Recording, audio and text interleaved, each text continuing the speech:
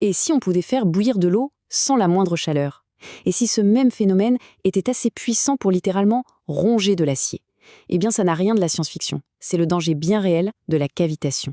Et aujourd'hui, on va décortiquer comment une loi physique toute simple peut avoir des conséquences aussi spectaculaires. Allez, on y va. Voilà notre programme. On va d'abord plonger dans l'énergie cachée des fluides. Ensuite, on assistera au grand duel entre la vitesse et la pression. Puis, on verra comment un liquide peut se mettre à bouillir à température ambiante avant de découvrir la force incroyable d'une implosion. Et enfin, le plus important, on apprendra à repérer de dangers avant qu'il ne fasse des dégâts. Bon, tout commence par là. Pour comprendre le problème, il faut d'abord comprendre l'énergie invisible qui se balade dans n'importe quel fluide en mouvement. Alors, on va parler du principe de Bernoulli. Ça peut faire un peu peur, mais en réalité, l'idée est toute simple.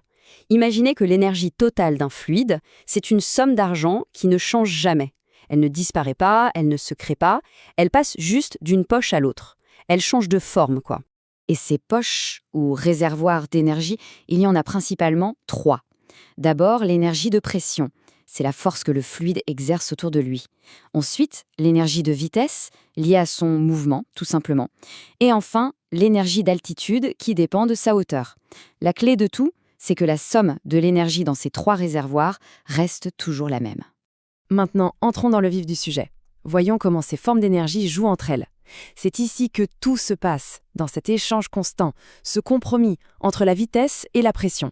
Et ça nous amène à la règle d'or. Si on imagine que l'altitude ne change pas, comme dans un tuyau bien à l'horizontale, alors la vitesse et la pression sont comme les 2 plateaux d'une balance. Si l'un monte, l'autre est obligé de descendre pour que l'équilibre soit maintenu.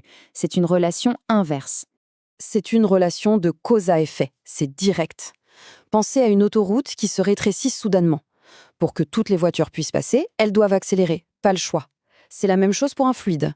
Quand il entre dans un passage plus étroit, sa vitesse augmente. Et comme l'énergie totale ne peut pas changer, cette nouvelle énergie de vitesse, il faut bien la prendre quelque part, eh bien elle est payée par une baisse de l'énergie de pression. Et cette chute de pression, c'est vraiment le cœur du problème. Mais qu'est-ce qui se passe si cette chute devient extrême, si la pression tombe, mais vraiment très très bas? C'est précisément cette question qui nous conduit au danger. Parce que quand la pression tombe en dessous d'un certain seuil, ça déclenche un phénomène à la fois curieux et absolument redoutable. Et ce phénomène, il a un nom, la cavitation.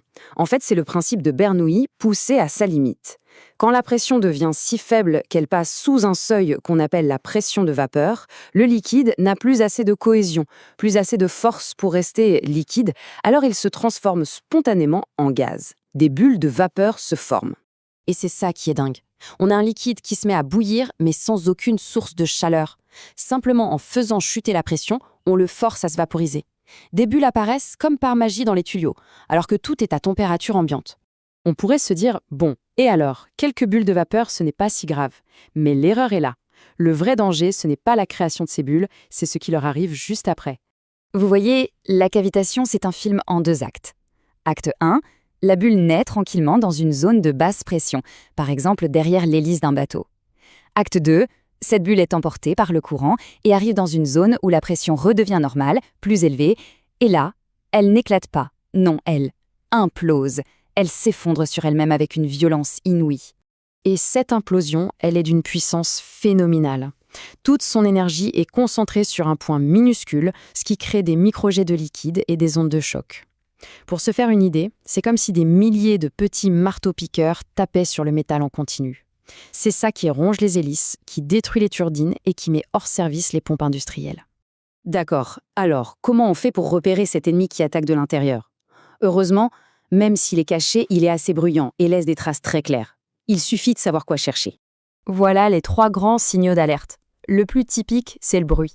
On a vraiment l'impression d'entendre des graviers ou des cailloux qui circulent dans la tuyauterie. Ensuite, il y a les vibrations. La machine se met à trembler de façon anormale.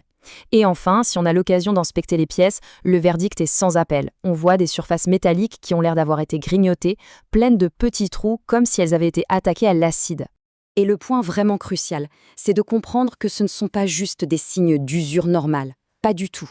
Ce sont des signaux d'alarme urgents. Ils nous disent qu'une force destructrice est en train de dévorer le matériel de l'intérieur et que ça peut mener à une panne, voire à une rupture catastrophique. En fin de compte, la cavitation nous apprend une chose essentielle. C'est que les plus grands dangers ne sont pas toujours les plus visibles.